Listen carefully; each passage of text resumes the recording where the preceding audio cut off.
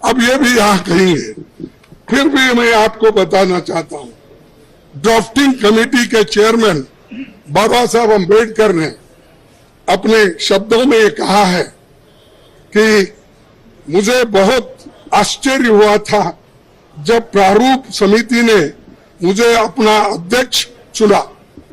सुन रहे आप? समिति में मुझसे बड़े, मुझसे बेहतर और मुझसे सक्षम लोग थे।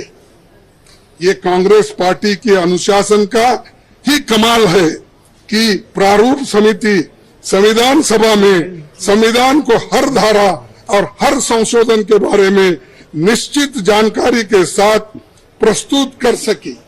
कौन करे? कांग्रेस वाले करे। और इसको बाबा साहब अम्बेडकर ने कहा, और ये कहते हैं इन्होंने विरोध किया, उन्होंने ये किया, उनका अपमान किया।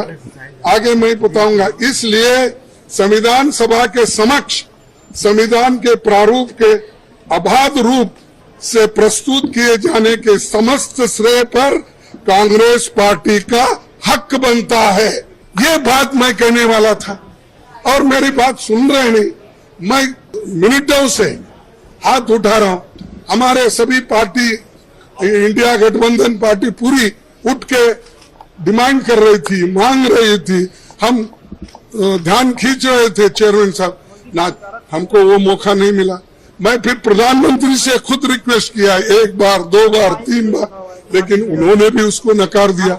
मैं जो जो झूठ बातें उन्होंने बोली है ये पूरे मेरे पास है।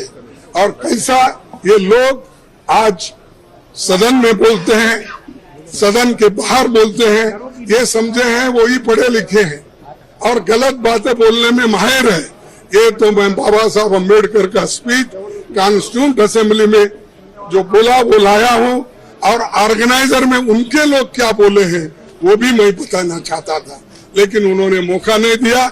और इसलिए मैं कंडम करता हूं, हम सभी लोग कंडम करते हैं, और कंडम करके हम वॉकआउट किए, क्योंकि ये हमारे बात को जब कोई महत्व ही नहीं है तो वहां बैठकर क्या सुने हम। और जब प्रधानमंत्री खुद यहां पर जब बात कर रहे थे राहुल जी, उस वक्त 2 बार उठ के उन्होंने क्लैरिफिकेशन की कोशिश की, क्लैरिफाई कर दिए। 4 मिनिस्टर क्लैरिफाई कर दिए।